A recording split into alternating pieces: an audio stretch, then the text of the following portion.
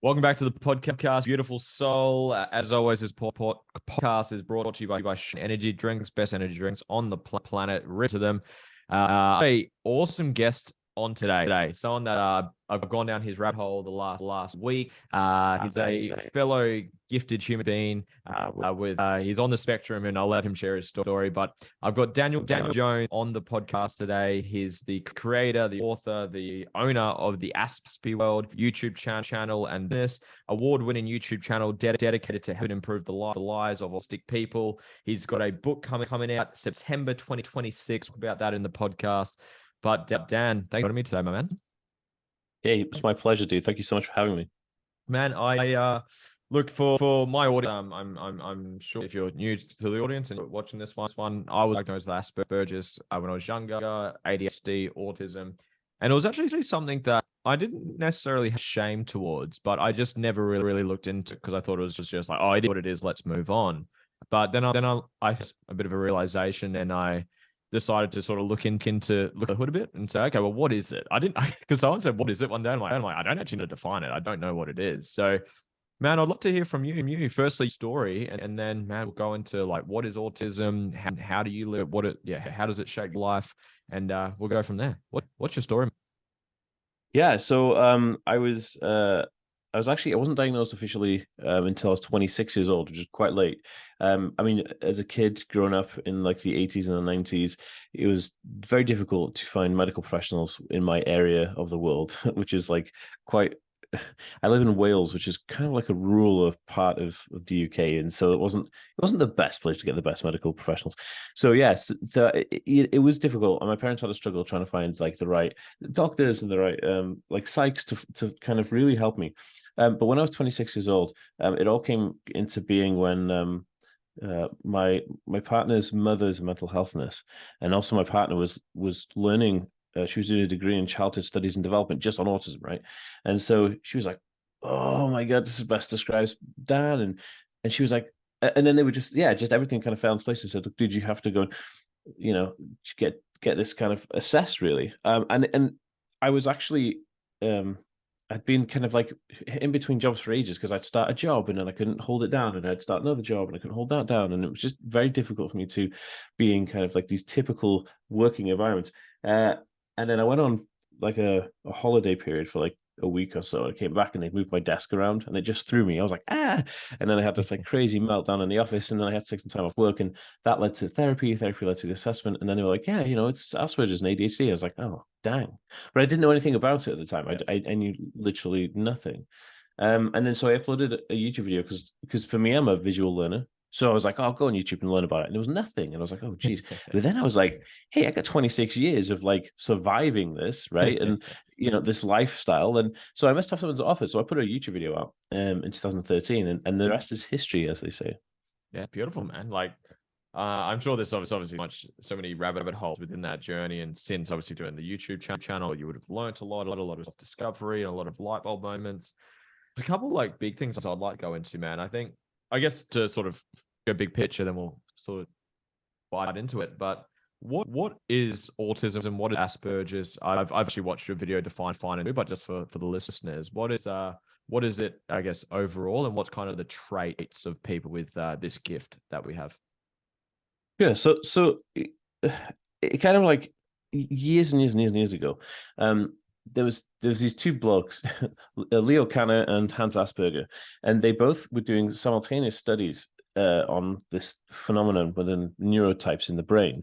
And so what happened is Leo Kanner called his infantile autism, or Kenner's infantile autism, and then you had Hans Asperger, which didn't actually put a name to anything. He just had his research done. This is 1942.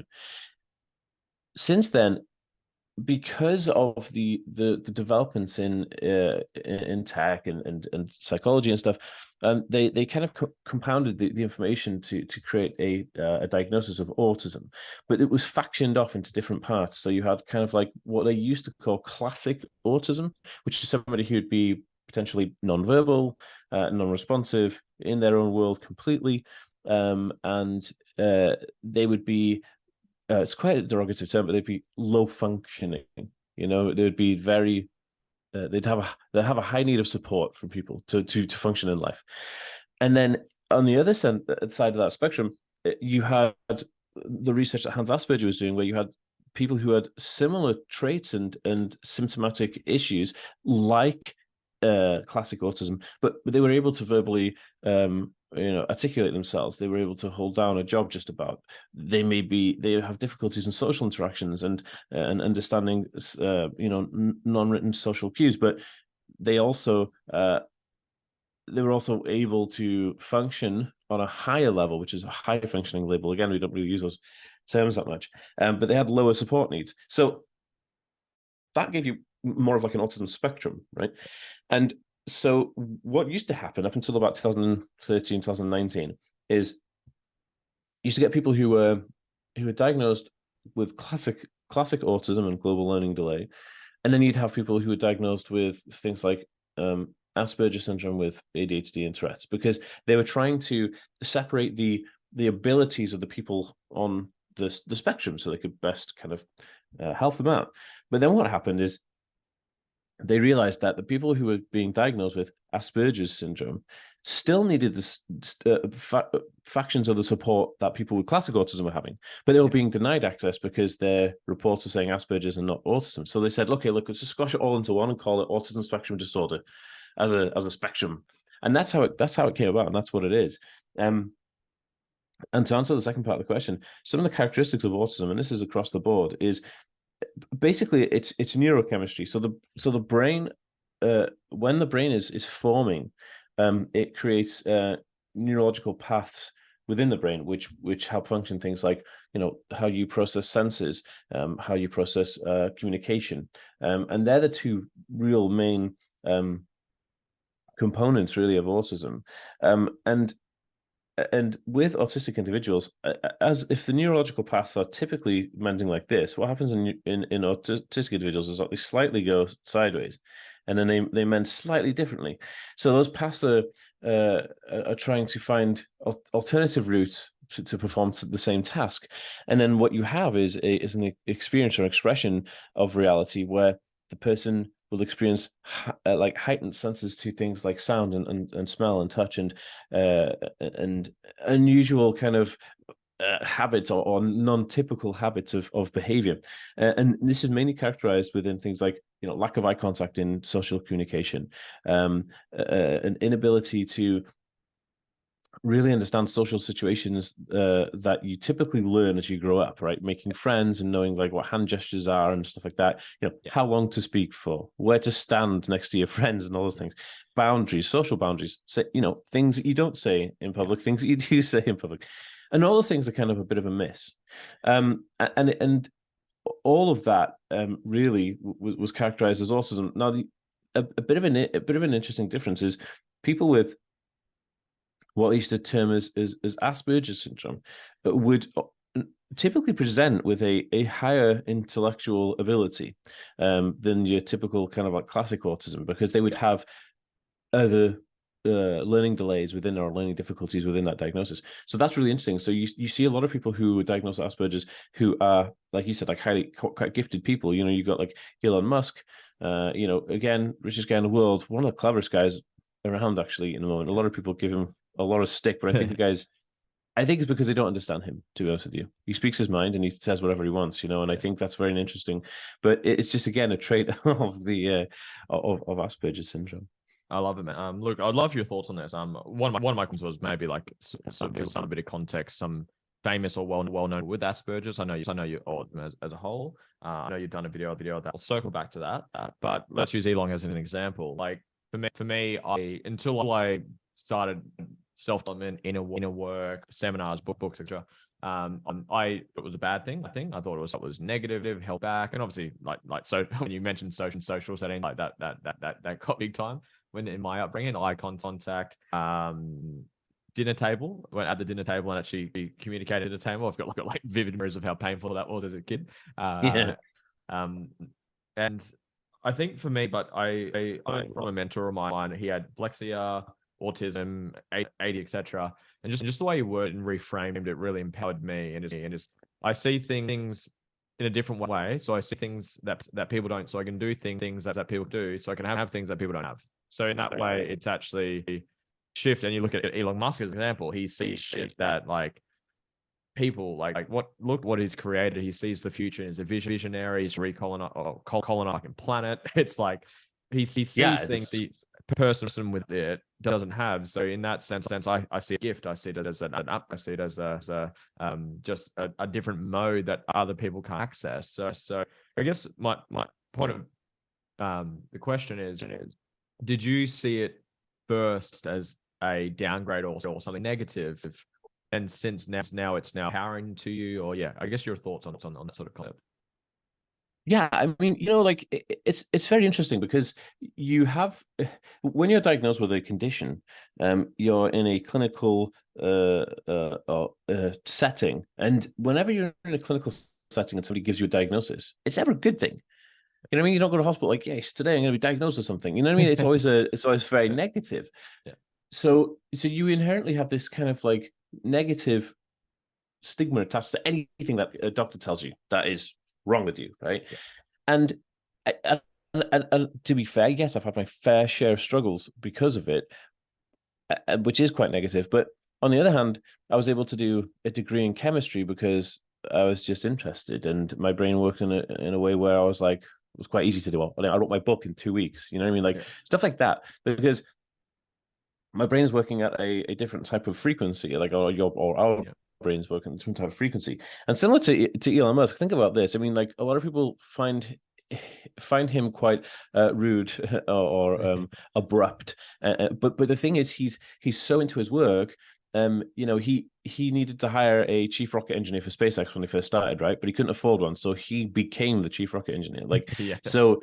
And another thing, I remember there was a story about Tesla where they had a team of about 16 people working on this, and these are the best, engineers for EVs in the world, and they were working on something, and they had a problem with one of their patches, and they were like, oh, they couldn't figure it out, and it was like 16 of these dudes couldn't figure it out. So Elon said, all right, give me all the stuff. So he took it all home at night, sorted it, came in the morning, goes, there you go, solve the problem, I'll figure out the rest. And so it's kind of like,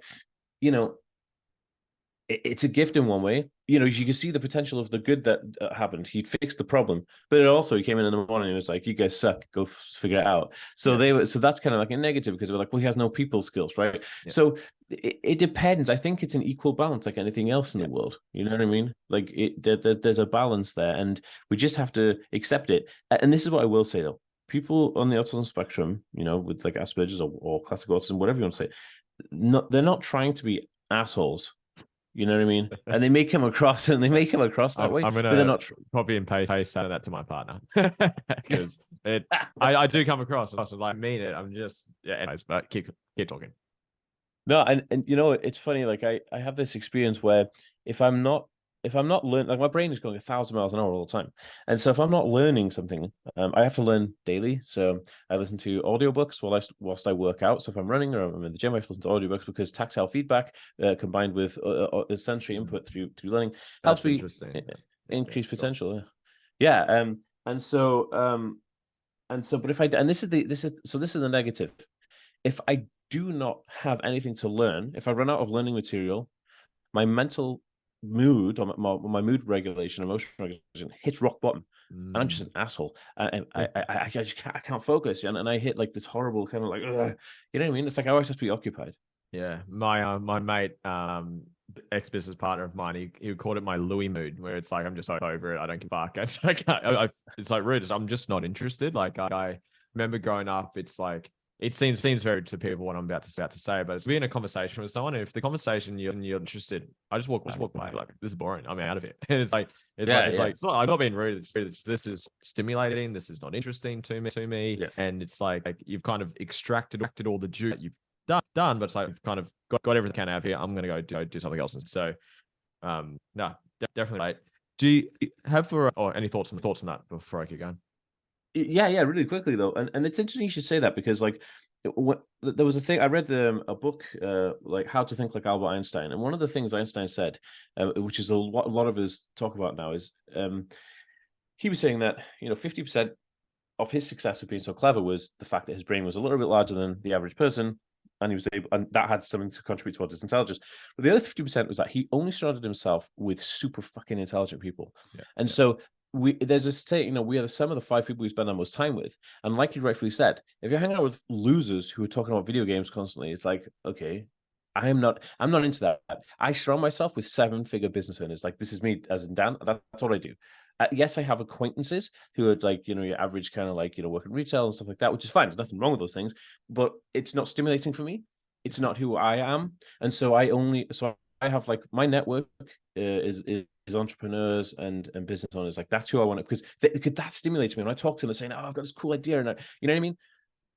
Yeah, 100%. I find, yeah, if things aren't stimulating for me, I kind of check out, and which will then gravitate to people that I get stimulated. I'm like, yeah, I want more of you people around me. Is there any more just for context for the people listening? What are some of more well-known people? I think Albert Einstein is someone that had it. I don't know if that's right. Was autistic or was on the spectrum. Who was some sort of well-known people for the people listening? Yes. Yeah, of course. So Albert Einstein actually was one of the ones who, you know, he wasn't diagnosed when he was alive. It's a retrospective profiling based on behavior and traits, obviously. Some well-known people who have either a diagnosis of autism or Asperger's syndrome, which are basically the same thing, but you know, that depends on what the nomenclature was on your diagnostic. Dan Aykroyd, another one, famous American writer and actor. You know, he has it because he also has Tourette syndrome, which sometimes comes hand in hand. You know, so like barks in his sleep and stuff like that. Really interesting. Courtney Love, who used to be married to Kurt Cobain from Nirvana, she's Nice. also on the spectrum. There's a woman called Susan Boyle from the UK who's a singer. Like, yeah, so she's on the spectrum. There's a bunch of people. There's a guy called Chris Packham from the UK. He's a BBC filmmaker, so he makes films on like nature documentaries and stuff like that. He's on the spectrum. It was said that Stanley Kubrick was also on the spectrum because of how intensely interesting he is. But there's another gentleman, I forget his name. Oh goodness, I can see him in my what's his name? He's an American actor, very famous guy, Anthony Hopkins. Anthony Hopkins, diagnosis of Asperger's, and he was like, my wife. It's really interesting because his wife was the one who got diagnosed because she was like, "Stop being an asshole." Like, I need to understand you more, and it's funny because we were just talking about that, right? And so,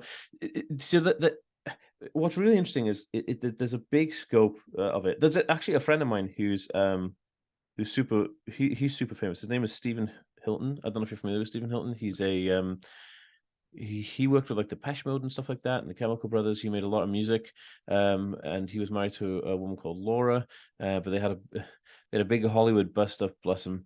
And he's on the spectrum as well. Steve's a very intense guy, great producer. Music, you know, obviously he's recorded crazy, like, you know, award-winning music. Good guy. He's a really nice bloke. He's he's under fire right now because, you know, this whole like no filter thing. Yeah. He's on this like rampage against I don't think he doesn't understand this whole this like trans thing that's going on right now. You know, you get like different pronouns and stuff. So he's on this like one-man mission to try and expose, I don't know, whatever he's on, right? And it's really interesting because I think he got banned off YouTube for it. But because, again, and this is a good example, he's saying there's no filter. You know, he's just saying what he wants, and then retrospectively he's like, "Oh shit, you know, that's got me in trouble now," which is a common trait with autism, right? So it's like, you know, yourself. I don't know how many times you probably said to me and thought, "What did I just say?" It's like, and then somebody's offended by it, and you're like, "Ah, dang," you know, and you don't really mean it. You just said it because it was a thought that came to your head, and you just gave it oxygen, right?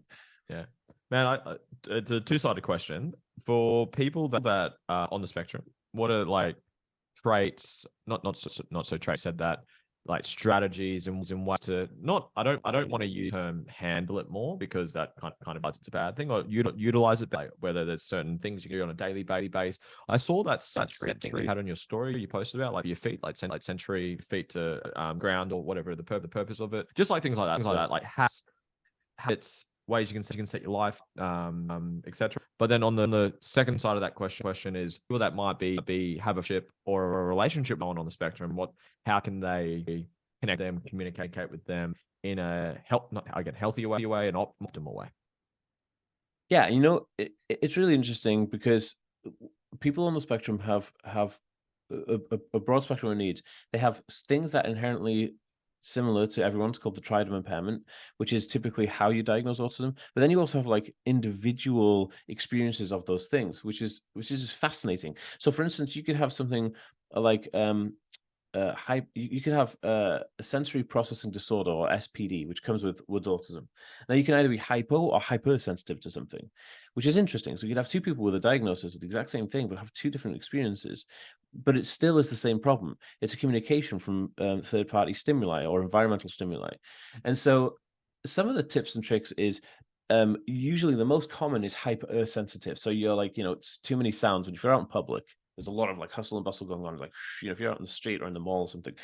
So one of the things I always say to people is like, you can get different types of headphones. Like I've got the Apple ones, which are like noise canceling. So noise canceling headphones are like just absolute must, because you can just whack these things on and you have instant silence. And you can have just a little bit of time to decompress and go, okay, I'm in a crazy busy environment, but I've got complete silence in my ears. Okay, now it's time to focus, right? And then get onto something.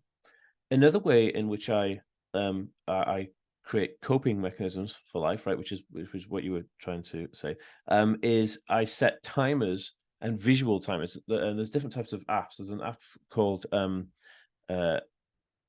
sorry, I thought my headphones were connecting to my phone. There's an app called oh God, what the heck is the app called? Why do I not know what it's app called? I think it's called like just a second. There's different types of apps that will kind of allow you to have like visual timers, and what happens is, like, you can say, for instance, I'm gonna brush my teeth for a minute and stay focused on brushing my teeth for a minute or 2 minutes, and you push the timer so it will count you down and do those things, because autistic individuals are very visually stimulated, or visual learners. And when you can visually see a countdown for something, you have more attention to stay focused on that one thing, which is really interesting, because when you have ADHD combined with autism, which is very, very common, you tend to kind of get really bored very quickly and move on to another task. So you can be intensely focused on a task and then intensely focused on another task, and then you keep jumping around. And so by using visual timers and visual kind of aids, it gives you this ability to stay focused on something. Another thing I do is I set timers. So I use voice first technology. So everyone's got an Alexa or like a Siri or like a flipping, what's it called, like a Google Home thing or whatever. And with those, what I say is that, every day I take my medication, right? So the app is called Streaks, by the way. It's an orange app. It's called Streaks. It's very, very good. So every day I have my medication at the same time every day. But in terms of remembering to take it, I would never remember to take it. So every day Siri's like, dude, take your medication. I'm like, oh yeah. And I'll run upstairs and I'll take my meds. And it's crazy, because like you'd say, okay, I've been on this medication for years and I take it at the same time every single day. Yet if Siri didn't remind me, it wouldn't happen. And it's detrimental. If you're taking, very strong medication for autism or ADHD, then you've got to be on it, man. And so I would highly recommend using apps or technology to help increase your potential towards coping with daily life, because even down to like shopping, like when I go to like do a grocery haul, like I use an app called Bring, and the app has little icons. So if you put like bread on it, it shows a little picture of bread, so you're looking at symbols rather than actual words written down. So if you have words written down on a list, I mean, that's just a bit confusing for me, you know what I mean? So there's things like that we can use, but there's also the last thing I'll say as a little coping tool is there's these headphones that I have called loop earplugs. I don't know if you've heard of these.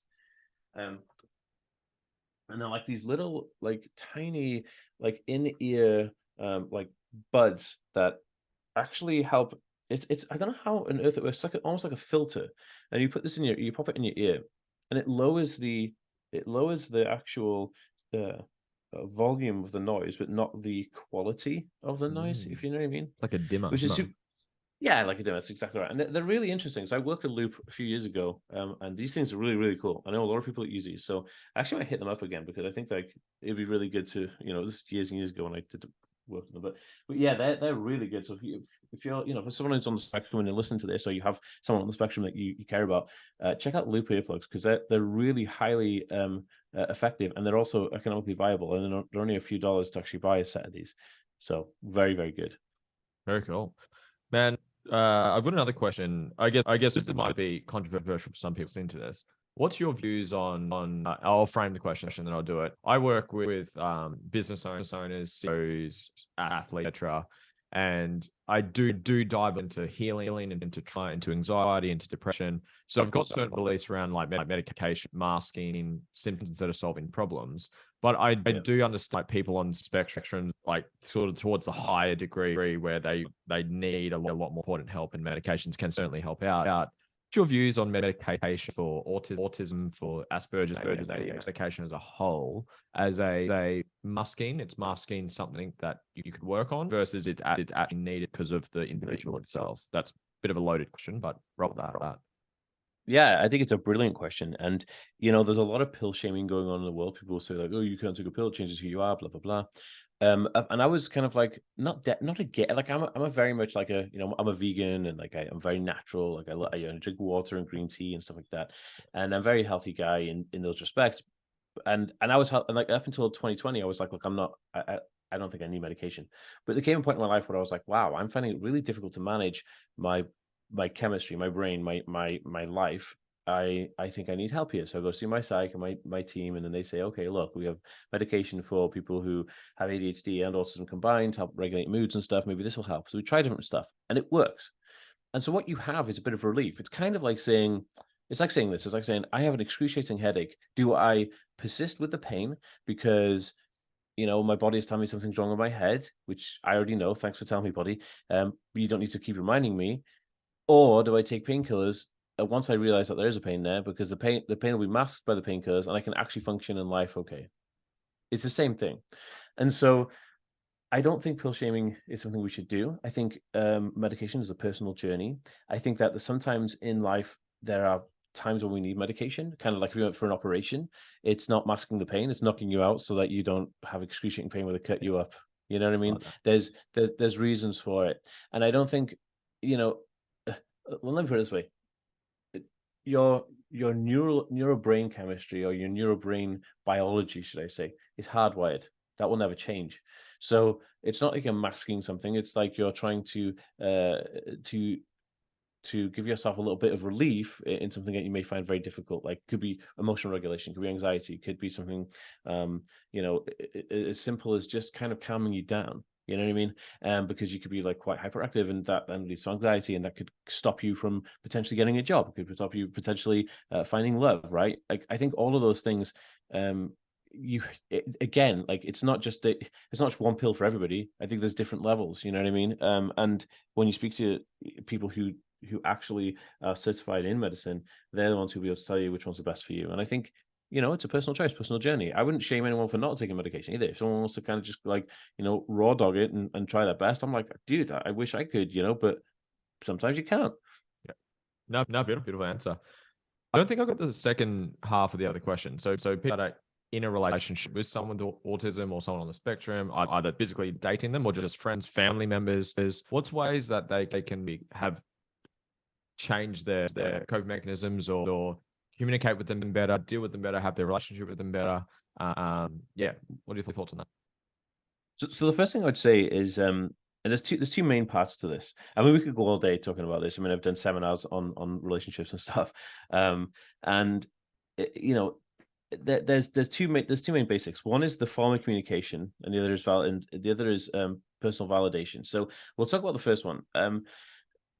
Forms of communication is like, so say you're having a conversation with somebody and it becomes heated, and you're having because when you're with a partner, if you're living with somebody, or your best friends or someone, or you've got parents and you guys see parents often, you're going to come across difficulties of communication where something will have to be reconciled instantly. If from their point of view, they'll be like, I need you to figure this out right now, we're arguing. What happens in that moment is people on the autism spectrum will have this a shift in understanding. It's called alexithymia, where like you won't really understand the full scope of the conversation. You'll need to process the information because it's of high intensity. You need to process information, then go back and assess it, because it's outside of the scope. It's more of a social convention than an intellectual convention. Like, if I was confronted with an intellectual problem, You could problem solve intellectually because there's algorithmic patterns to problem solving intellectually. When you're dealing with people, you're dealing with personality-based problems, and that's difficult because you can't anticipate a personality. You can anticipate a problem through algorithmic changes. You cannot anticipate someone's personality because the mind is a beautifully diverse thing. So this causes a lot of difficulties. So how do we overcome this? We overcome this in two ways. We overcome this with the form of communication. If you really want to relay information to your partner in the most clear possible way possible, write it down, use emojis, draw a cartoon, um, text them, give them time to process, and then come back. Because what you're doing, you're trying to find an open barrier of communication. When you text somebody, when you write something down, emotion is taking out of that, and you're giving clear context of what it is you're trying to do. So where if you're having an elaborate conversation with somebody, emotion gets tied into it. And emotion, and I say this a lot, is energy in motion. When you put energy into motion, you create a difficulty or a barrier to entry. And so when you write something down, the energy and motion isn't there. What you just have is factual, I need this, this is what needs to happen. You have clear understanding, or you can pick out clear understanding. Again, you can apply it to algorithmic changes and come up with a potential solution to the problem. So that's rule number one. The second thing is validation of the person. Autistic individuals feel alienated from reality constantly because they their brains work in a different way, or our brains work in a different way. So if you feel a certain way, like, so say you feel sad about something, like they don't have your bread Subway when you're gonna get your sandwich, right? And it's difficult for you to deal with because that's your bread, you know, and you're like, oh shit, what do I do now? It's a panic. It's like, oh shit, like all the dominoes are falling over just because the bread wasn't there. And somebody else will be like, dude, it's bread, like, chill the fuck out. Yeah. Wrong. What your partner should be like, yeah, I totally get that this is difficult for you. What can we do together to overcome this? Validate first, then problem solve afterwards. Yeah. Don't dismiss somebody's feelings. And this goes for anything, but especially with autism, because we are constantly unvalidated. And I said this before, you know, when you're a kid, people can find this experience. When you're a little child, your parents are right, you're wrong. Your teachers are right, you're wrong. Your boss is right when you're older, you're wrong. You're in university, the professor's right, you're wrong. You're always wrong. Sometimes in life, you need to be right. And no more important than you need to be right when you're with your partner. And so your partner or your friend or your mother or your father needs to say, yeah, I get that. You're right. And Beautiful. potentially, let's do something else. You know what I mean? Yeah, man, powerful. Just an example for you to use in future. My mum shared this with me about like things not being perfectly in place. Do you have Weet-Bix in the UK thing for you guys? Do you know what Weet-Bix are? Yeah, we do. Yeah, The yeah, cereal. So, yeah. my Breakfast, right? Weet-Bix weren't the right angle or the right amount of milk or the right amount of whatever. I wouldn't eat it, and I'd like lose my shit. And you'd have to do it like two, three times to get me to eat it. That's prior to me The remembering texture it. changes though, dude. I hear you. I hear you. Yeah. Thank you for validating If me. you don't have the right amount of milk, it's weird. Yeah. Yeah, that just you sort of triggered that in me. I will speak before we click record, and just like the influence of social media now with, I guess, autism and just the reach it has, and like someone like yourself who's got a sizable brand now and making a solid impact. And I know there's more creators out there. What has social media or the internet or just influences as a whole impacted this area of the world? You know, I think because it's anybody and everybody who puts information in context out there. Because you know what I was saying about being individual. Like, yes, I may be one of the biggest creators on the platform, and I was like the first creator on the platform to talk about autism. Doesn't mean I'm the most influential, right? Because you know, Joe Schmo down the street may have a different experience to me. You know, they could be a Latino guy who grew up in a very privileged environment, and so he needs someone to relate to him in a Latino environment, very privileged. Whereas, you know, I was like homeless at 11. You know, I'm a white dude from the UK. Like, you know, my story is different, but it does resonate with some people. So I think, so the thing that I try to encourage is that everybody who wants to advocate online, become a social media influencer, no matter how small, micro, macro size, whatever, each one of those has a role to play, and their influence is greatly appreciated to the person that they connect with. And so I think we all have a role to play, and there are variant levels to that. You know, the higher up that ladder you get, the more intense it gets. Like this is my life's work. This is my life's research. I am obsessed obsessed with helping people. I'm obsessed with changing the social kind of constructive norm where people struggle. I can't stand it. I can't stand people being in struggle positions. And so that's my kind of life's work, right? And so I think if I can encourage more people to do that, then I think we're winning on a whole. But the topic of social media influencing for autism, what I think this has done again has validated people. For years I thought I was this total freak. I couldn't really hold down relationships with women. I couldn't hold down a job. I was like, holy shit, like what the fuck? Like, but then you get somebody saying, hey, it's this. You're not crazy. It's this. And so you could handle it in a different way, and you go, oh shit. So again, my level of intensity has reached a level where I'm like, I coach people, I coach businesses, I educate people on how to make things more autism friendly in work environments, in schooling and education. I work closely with the NHS here in the UK. I work with the government. I briefed the European Parliament on the job gap and the deficit for autistic people in Europe. Between people who have jobs, people who haven't, and then it's all down to the fact that I'm at that level of intensity. But then again, I have very many friends who are low down on the autism spectrum, who low down the autism spectrum of influence, who have maybe 1,000 followers on YouTube or Instagram. Yeah, they're killing it with their audience because it resonates with them. So it's beautiful to see, and I think that every single person has a role to play. And just one thing as well, I just like to state this. And I was thinking this yesterday. People say this whole thing and I'm a huge business person. I love like business and marketing and growth and just being the best you possibly can. If you're not first, you're last kind of attitude, right? I love this.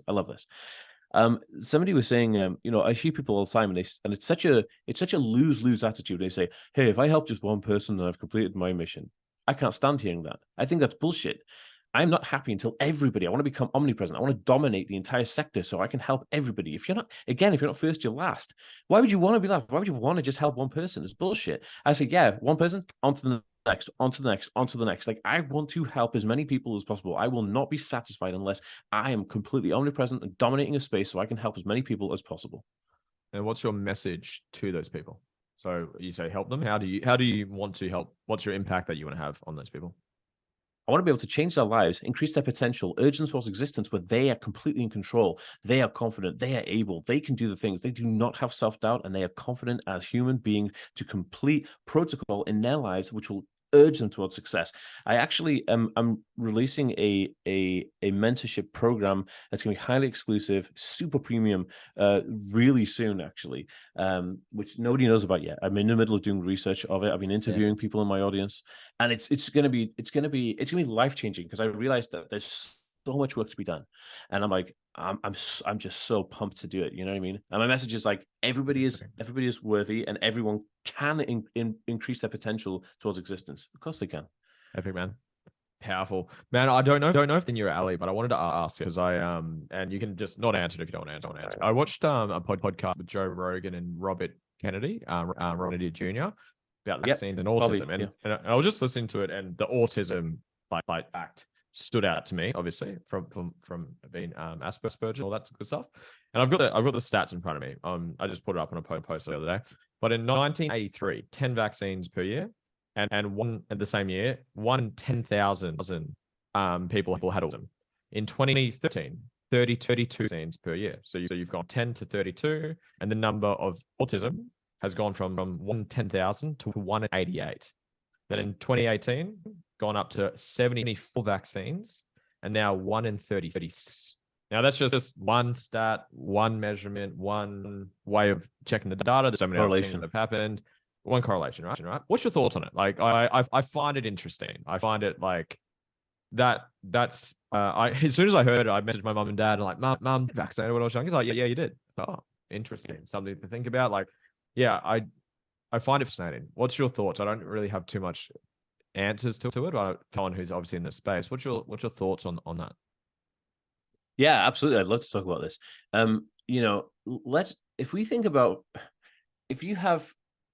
I was vaccinated when I was a kid. I had those three vaccines all in one, right? The MMR vaccine, which is the one they're talking about. Yeah. I had that when I was a kid. But I also had that I had that as a kid when I was 3 years old.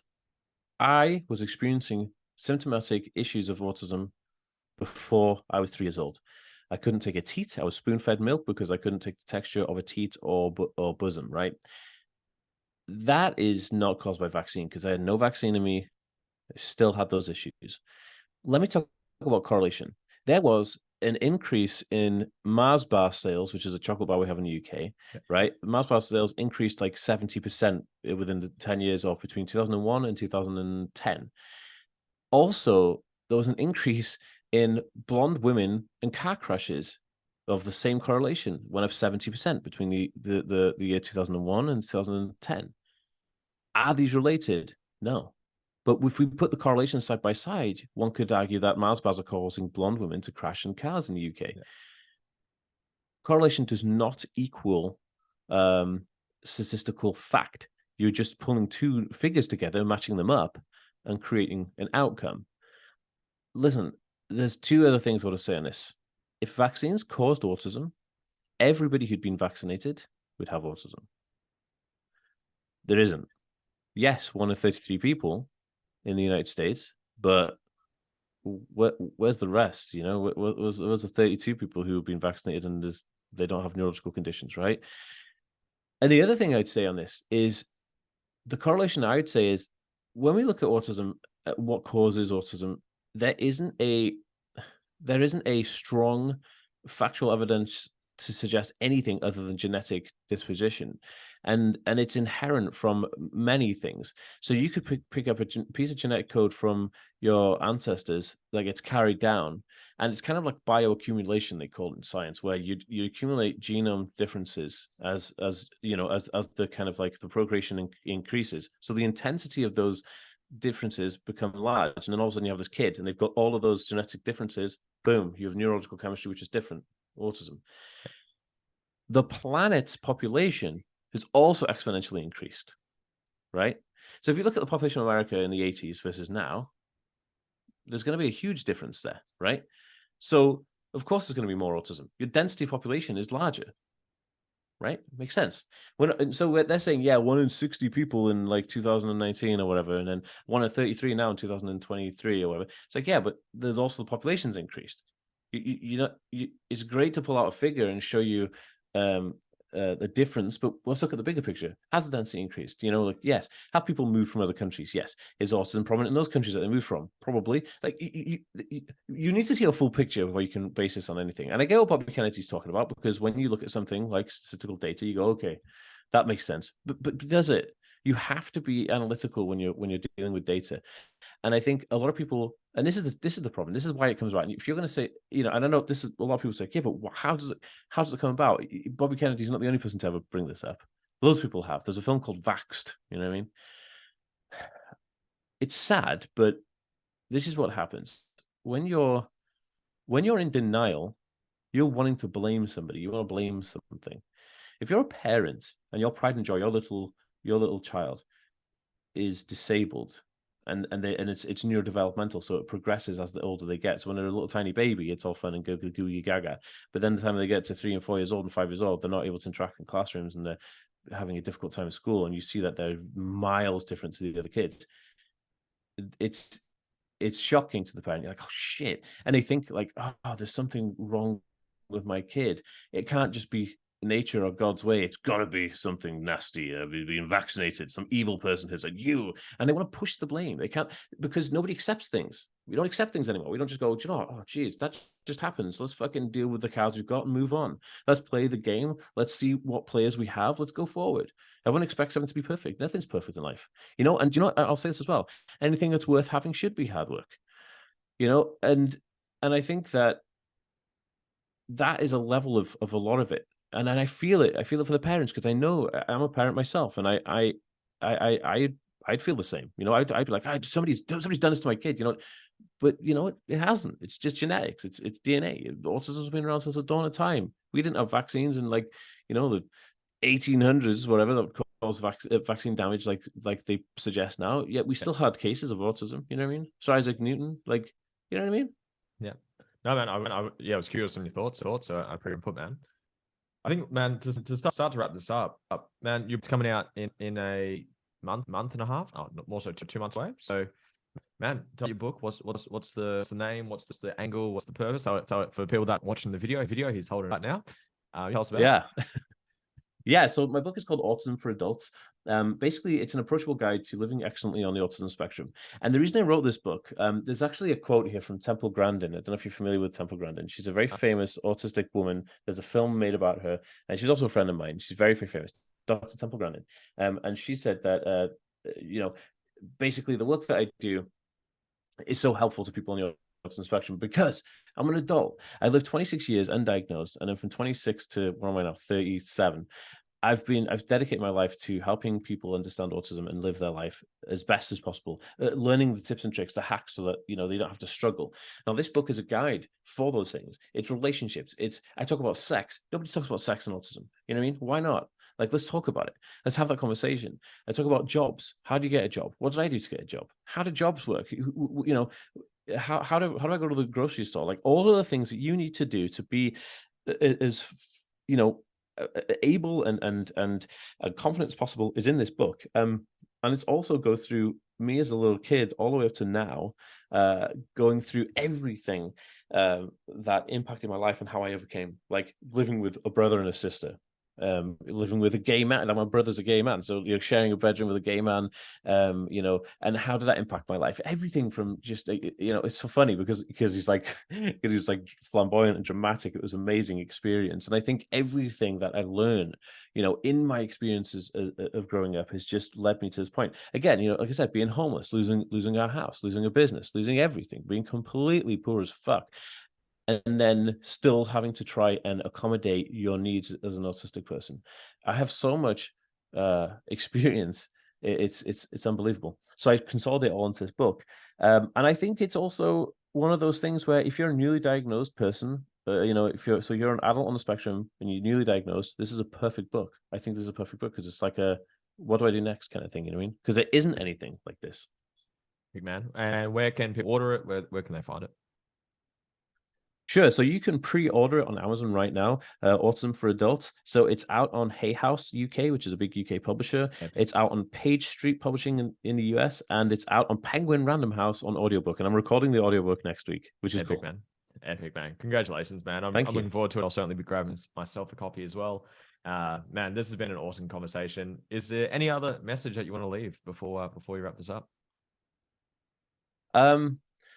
Yeah, I believe that if you're listening to this and you have neurological issues like autism or ADHD or even mental health conditions, everything in life is happening for you and not to you. Nothing is happening to be detrimental to you. This is all a learning curve. You're here for a reason. You have a message, you're a mission from God or the universe or whatever you want to believe in, but you are here for a reason, and those things allow you to see the world differently. Put that to the test.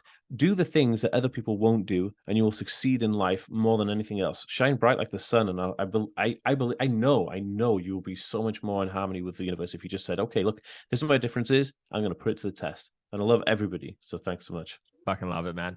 We'll find you. Where's the best platform? I know you're quite big on YouTube, Instagram, where let's find you. Dude, I'm on every single social media platform. I upload 100 videos a day across every platform. And I mean it, like any obscure platform you think of, I'm on there. So you can just literally find me at the Aspie World. So it's TheAspieWorld. And my email address is also theaspieworld@gmail.com. My emails are always open. My DMs are open. You find me on every platform. Videos every day. TikTok, Instagram, YouTube, Twitter, Facebook, or X, or whatever the hell it's called now. But everything, dude. Or you can just go to theaspieworld.com. All my socials are on there too. Man, amazing. Thank you for your time, man. And this has been awesome, educating podcast for me personally, and I'm sure for all the listeners. Thank you so much for your time, man. Thank you, buddy.